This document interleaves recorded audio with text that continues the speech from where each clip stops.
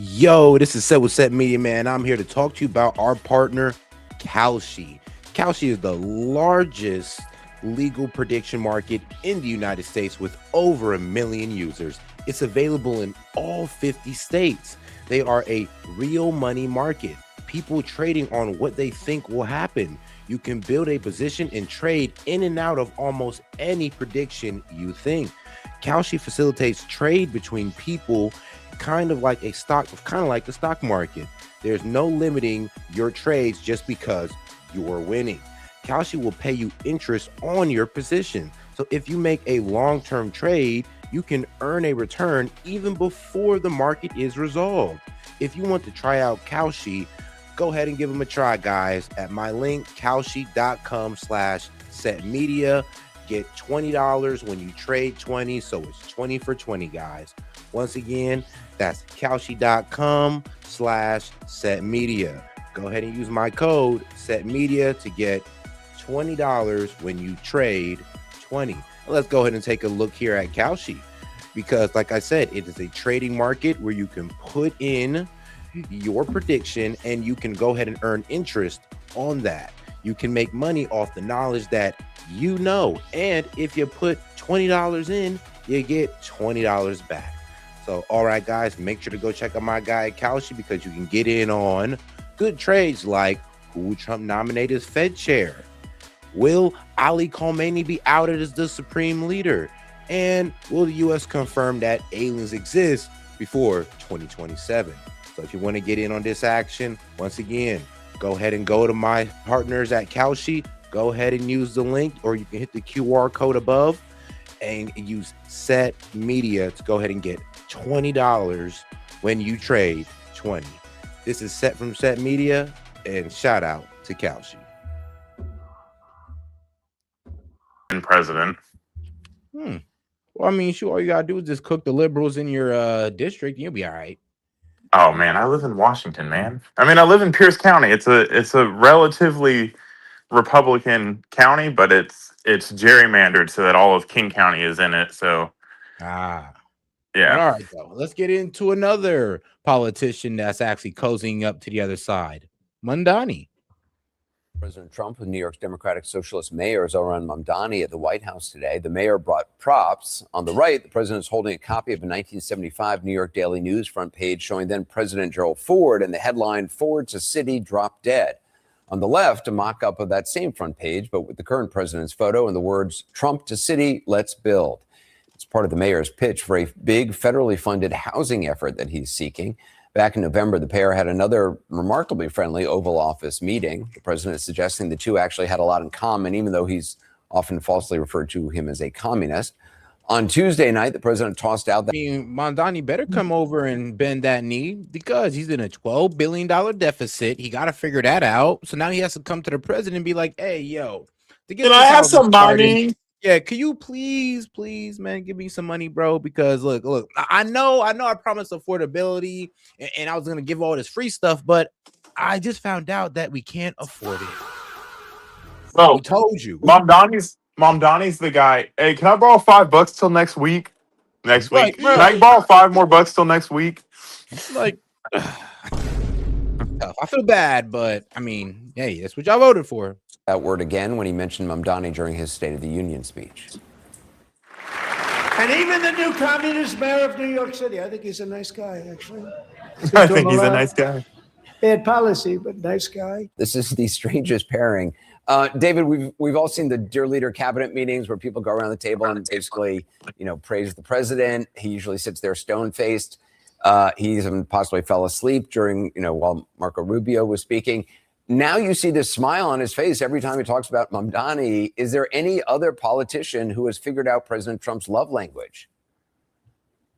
Not that I've seen, not just a politician, even from his own party here, Anderson, but politicians around the world are trying to figure out how to manage Donald Trump and navigate that relationship, which can be really tricky at times. And here is the 34-year-old Democratic Socialist mayor who is new to this national political scene, who seems to have figured something out here. I mean, they're just like two boys from Queens, that are able to bond. And of course, today, coming with the props, as you noted, definitely understanding the flattery thing that works with Donald Trump, but also just seemingly to know how to balance the relationship that works for both of them.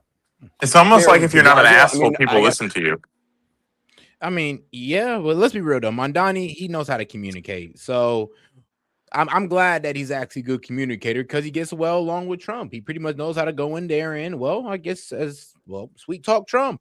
Just like he sweet talked the people of New York to vote for him. I mean, he can sweet talk some funds out of Trump. All you gotta do is just call him sire and my overlord and dictator. You're gonna get it right out of him, guys.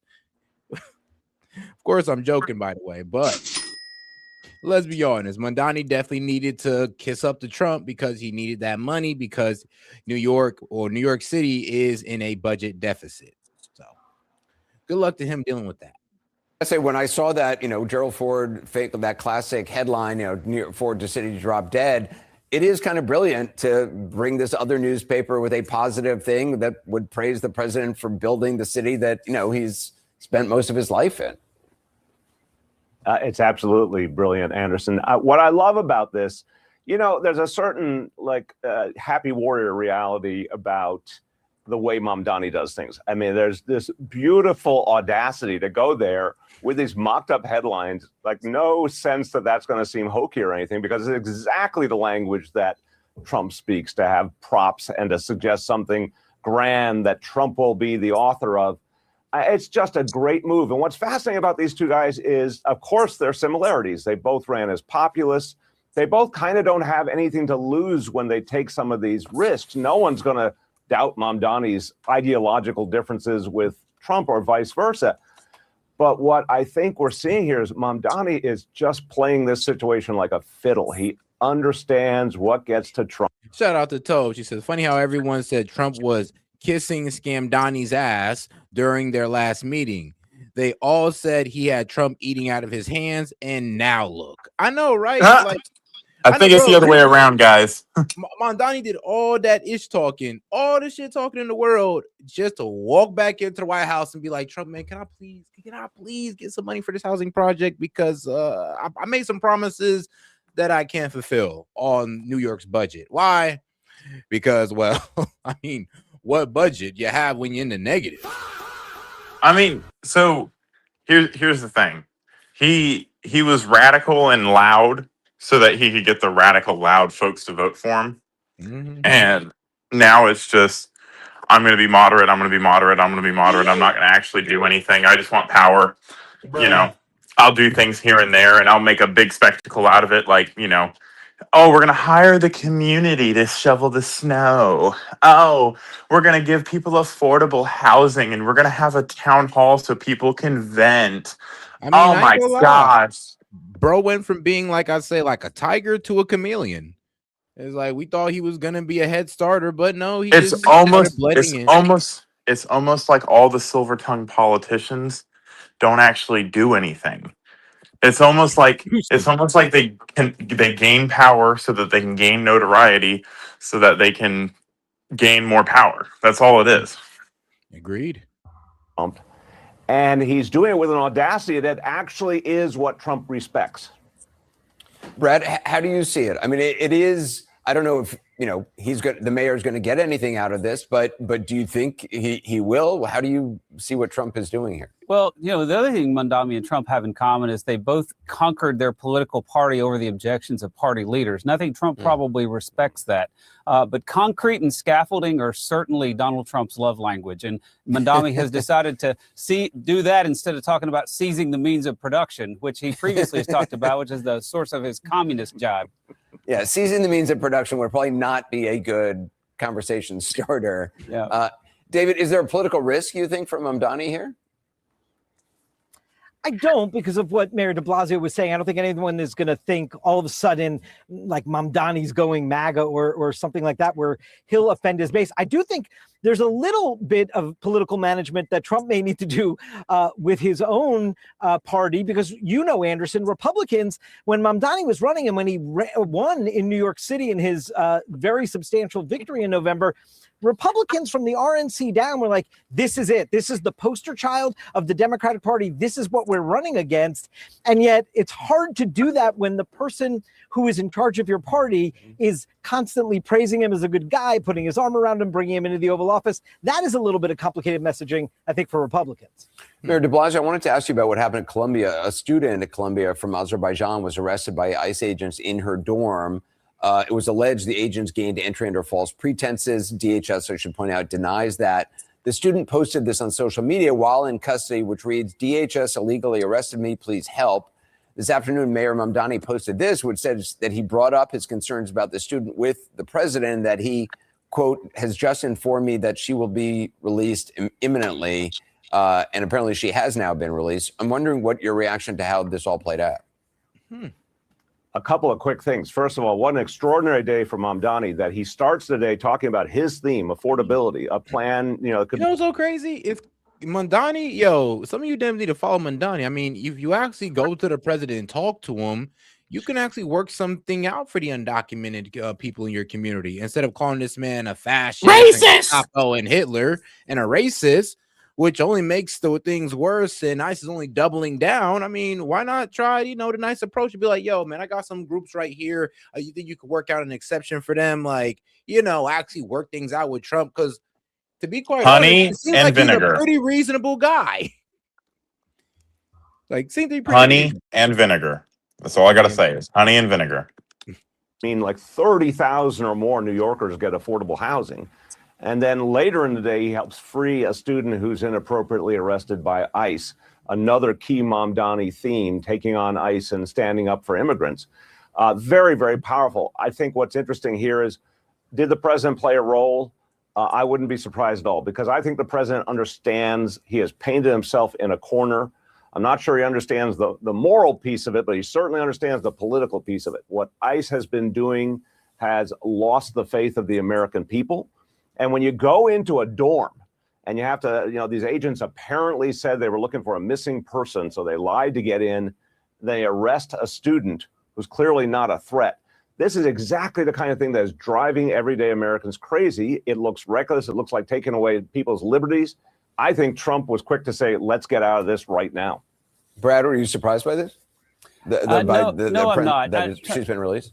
I'm not. I'm not as surprised because, I think the president is trying to pivot to make clear that they are trying to take serious criminals and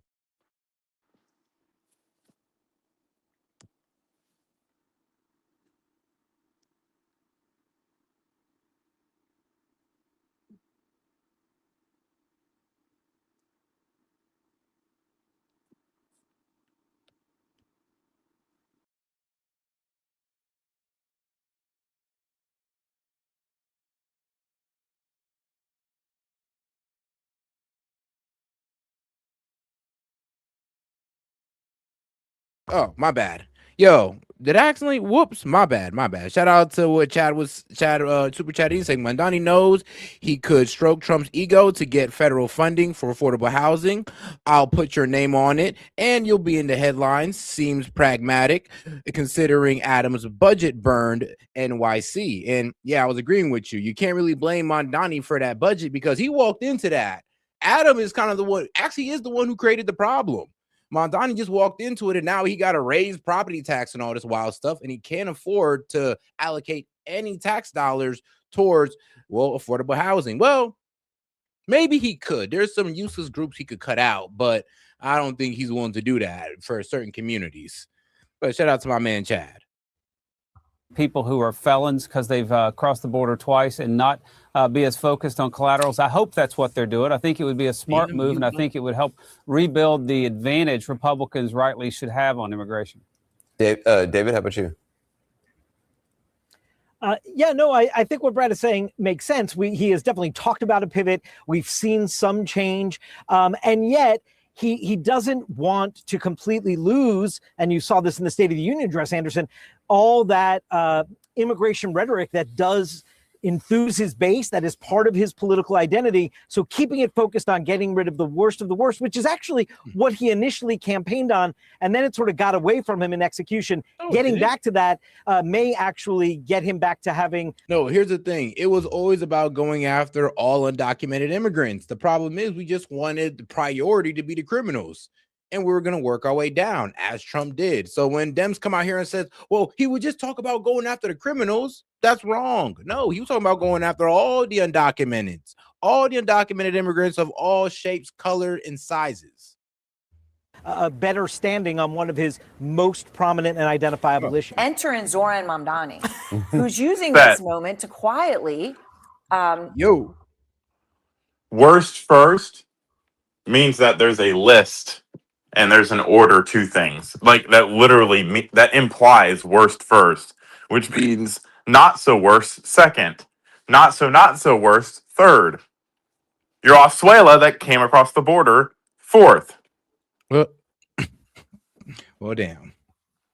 Strategically, he must believe this makes sense clearly to get close to Trump. Okay, he went. He had another meeting. He brought props to make his case on housing, according to sources. Trump is smiling and he's holding up the front page of the Daily News in 1975 with Gerald Ford's face and the headline "Ford to City Drop Dead." And Mamdani's got a mock-up "Trump to City, Let's Build" that he made. It's important. No, I mean, he knows actually making me laugh though. I ain't gonna lie. He's playing into it. Yeah, Chad said, I'll put your name on it. Trump affordable housing, or I don't know, Trump apartment. Well, Trump already had apartments, but yes, Trump affordable housing. Why not? Trump Section 8 plan, Trump NYC Section 8 plan. There you go. You know what? I got a better idea. How about this? How about you just get rid of slumlords? Like I said, you violate laws, and you're forced to sell your properties. I mean, shoot, I wonder what the chat thinks about that one. Chat, let me know what y'all think. Put a poll up. What?